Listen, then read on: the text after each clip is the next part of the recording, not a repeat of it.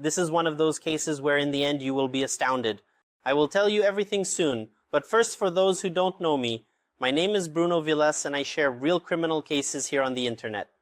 And if you're just arriving here now and are not yet subscribed to the channel, I invite you to subscribe and activate the bell so you don't miss notifications. Because that way, every time I publish a new video, YouTube will notify you and you can rush here to watch with me. I also invite you to follow me on social media because there I'm always interacting and engaging with all of you. But now let's get to what matters and let's go to today's case. Before starting today's case, I want to give you an important and necessary warning. This video has a documentary nature and was produced using information available on the internet and compiled into a video. The purpose of this documentary is not to shock anyone, much less disrespect the people involved in the case. As you know, I always treat those involved in the events with the utmost respect possible. That said, Sabrina Zunique was born on October 27, 1994, making her a true Scorpio. Sabrina was born in Cleveland, a city in the U.S. state of Ohio. Sabrina's childhood was very difficult. She lived in true chaos.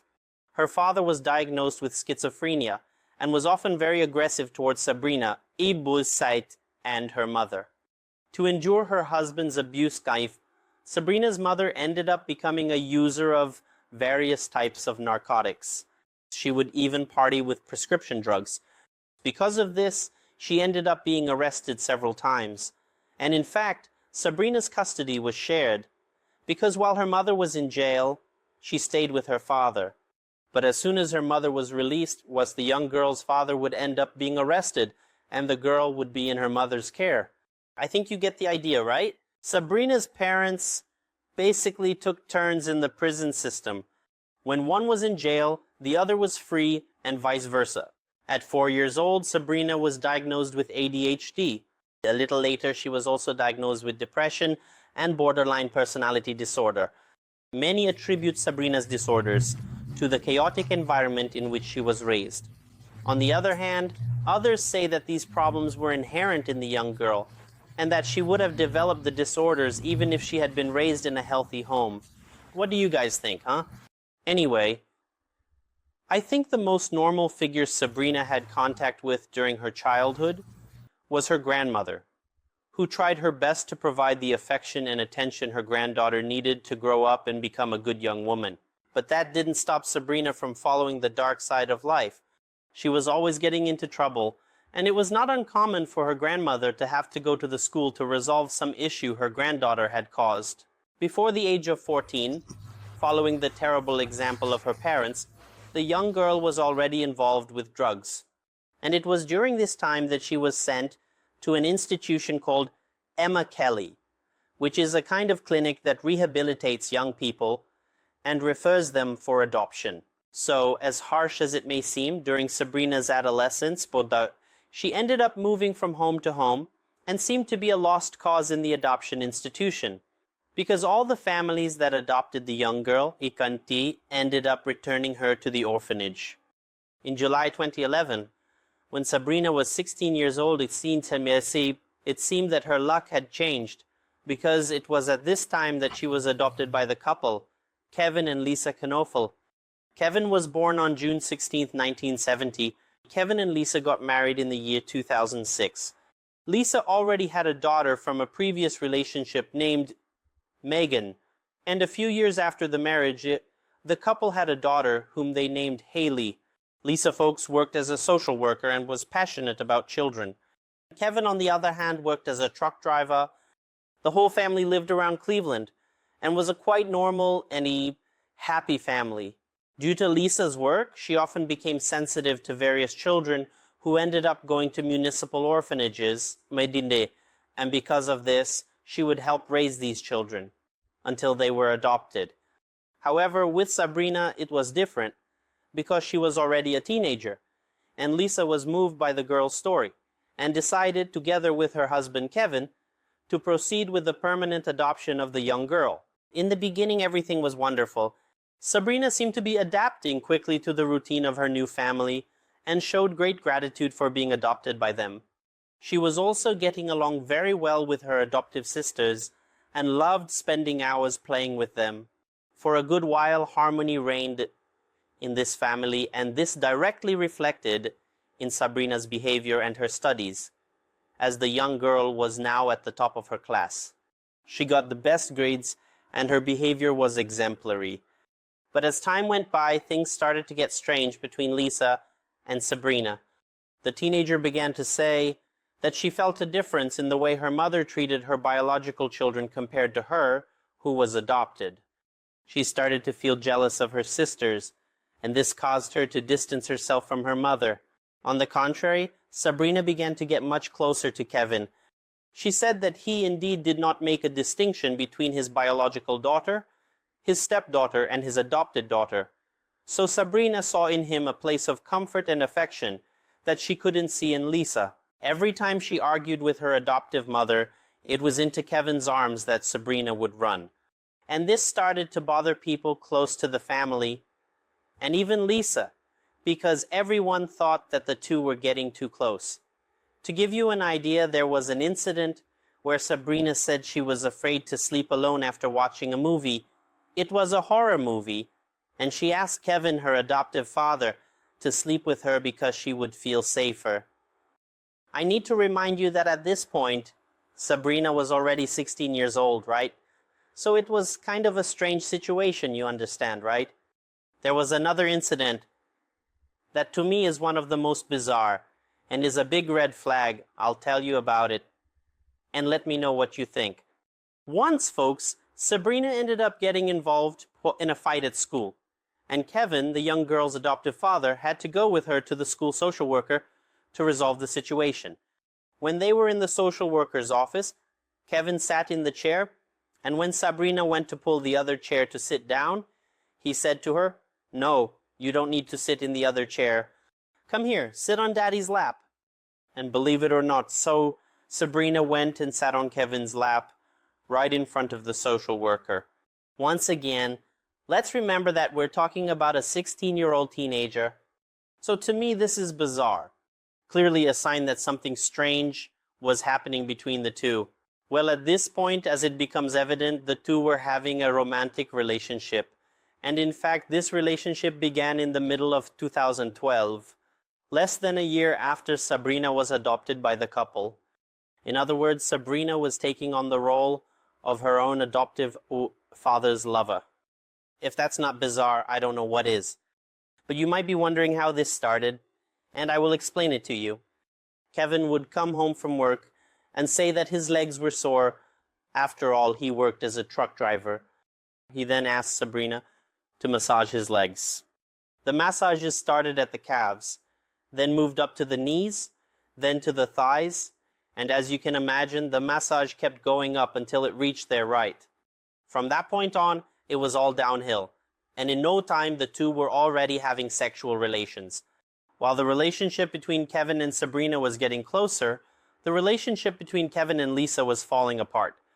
They started fighting a lot, and almost always the fight was about the excessive attention Kevin was giving to Sabrina. Obviously, up until that moment, Lisa didn't know that the two were having an affair, so she was only upset because she felt that her husband was becoming neglectful towards her and their daughters, giving all his attention solely to Sabrina. There was even a time when Lisa called the police because Kevin was very violent and went as far as grabbing their daughter by the neck. Kevin was furious because his wife called the police and said he would get back at her. It was at this moment that he decided to file for divorce and told Lisa that he would fight for custody of Haley, who was his only biological daughter. He said he would also take custody of Sabrina, his adopted daughter, but in reality the intention was no longer to have her as a daughter, but rather as his wife, right? He had a somewhat macabre fantasy that Sabrina would be his wife and Haley would be raised as their daughter. And their idea was really to erase Lisa from their lives, but while the divorce was not finalized, they all lived in the same house, and Sabrina no longer pretended to have a father-daughter relationship with Kevin. They began to make their relationship explicit. Lisa found it disgusting, but since she was in the process of divorcing Kevin, she somewhat overlooked the situation. But obviously her disdain for Sabrina was evident. However, out of spite, Sabrina started treating Haley, Lisa, and Kevin's daughter as if she were her own daughter. In fact, she called the girl daughter and used some terms typically used between parents and children to annoy Lisa. For example, sometimes Haley wanted a glass of water, and Sabrina would say, "Hold on, love, mommy will get it for you in a moment." And this is bizarre because she had this kind of attitude in front of Lisa, who was Haley's mother and had even adopted Sabrina to get her out of the orphanage. It's a lot of ingratitude, right, folks? Anyway, it reached a point where Lisa said she couldn't take the situation anymore and kicked Sabrina out of the house. Or at least she tried, right? Because when she asked Sabrina to leave, Sabrina started crying and apologized, saying it was all a joke, that she had nothing with Kevin, and that they were just playing house. And that's why she treated Haley as if she were her daughter, but that she would stop immediately, and even said she didn't want Kevin and Lisa to separate because she was adopted by both of them, and their separation would be like her parents separating. And it would be very traumatic for her to go through all of that. The truth is, she put on quite a show, and I don't know how, but she even managed to make Lisa emotional and decide not to kick the young woman out of the house. Deep down, Lisa believed that Sabrina had many traumas, and that with time everything would be resolved. Well, with all this theatrics, Sabrina managed to convince Lisa to give the family another chance, and she was even reconsidering the divorce. But Kevin no longer wanted this marriage, yet he was also not willing to split the family assets and the custody of his daughter. He wanted the house, his daughter Haley, and he also wanted Sabrina, not as his adopted daughter, but as his wife. Moreover, there was a life insurance policy for Lisa, where Kevin was the beneficiary, and that's when he came up with a diabolical idea. If he got rid of Lisa, he could keep the house, the custody of his daughter, and still make a profit from the life insurance policy. He told Sabrina about his idea, and the first thing she asked was about the value of the insurance. Kevin then revealed to the teenager that the life insurance was $800,000, about 4 million Reese. Sabrina immediately responded, "Wow, she's worth more dead than alive." At this time, Sabrina was turning 18. But even so, Kevin drove her to school every day, and they used this time to plan Lisa's murder. Oh, it's important to emphasize that at this point, Lisa truly believed that Sabrina and Kevin had nothing going on with each other. In fact, she was trying to give Kevin a chance. So she didn't even suspect that her husband and her adopted daughter were planning her death on the way to school and having sex on the way back from school before she got home from work.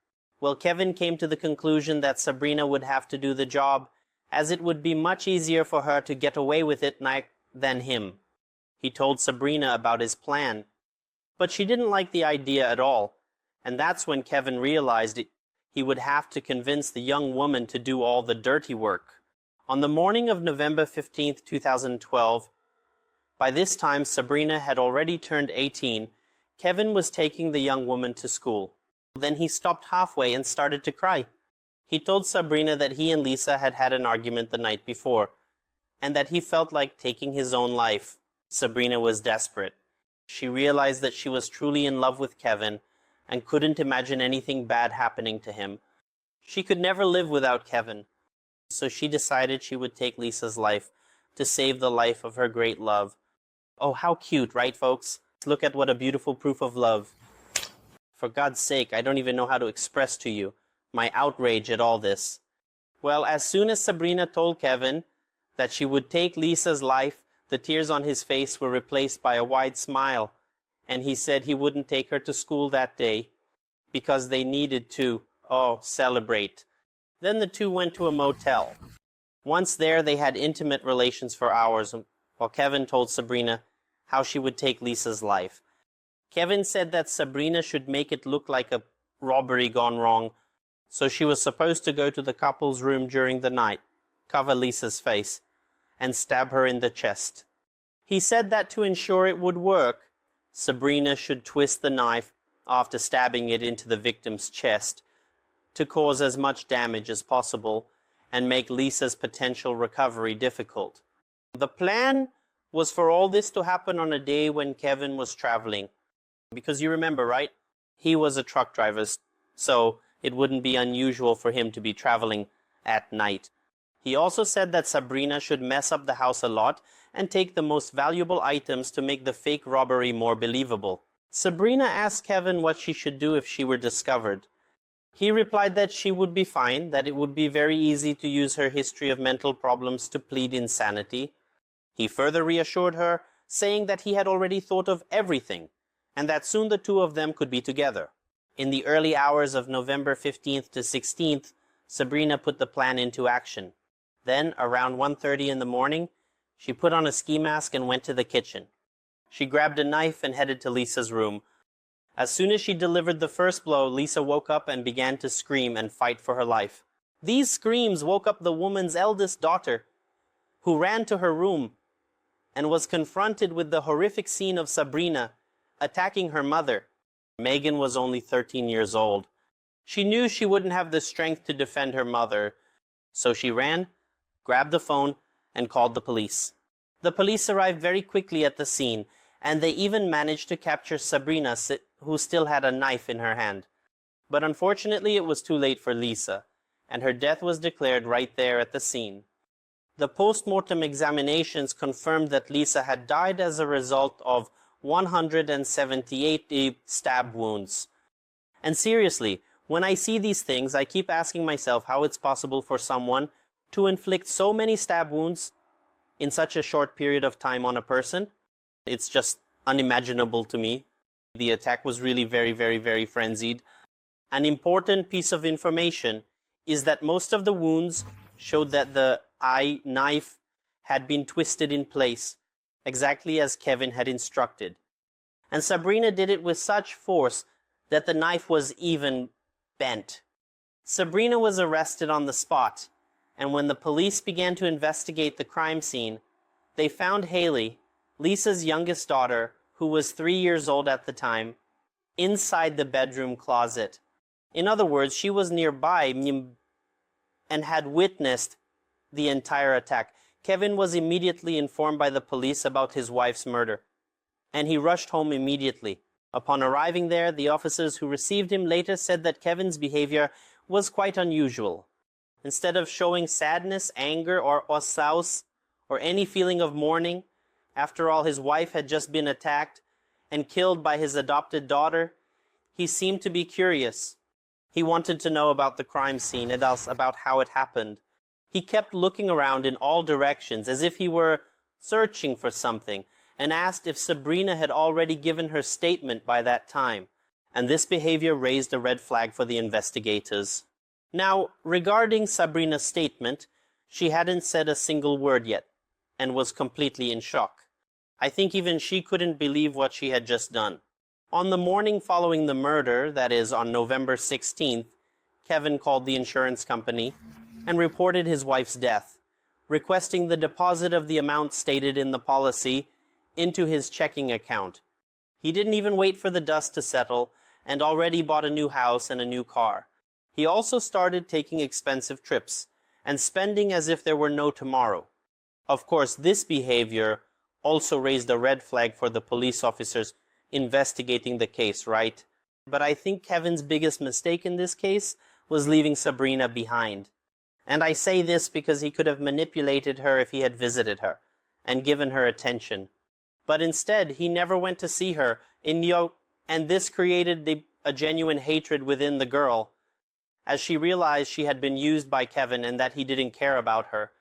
8 months after being arrested, in August 2013, Sabrina called the case investigator and revealed Kevin's involvement in Lisa's murder, and she told everything in detail.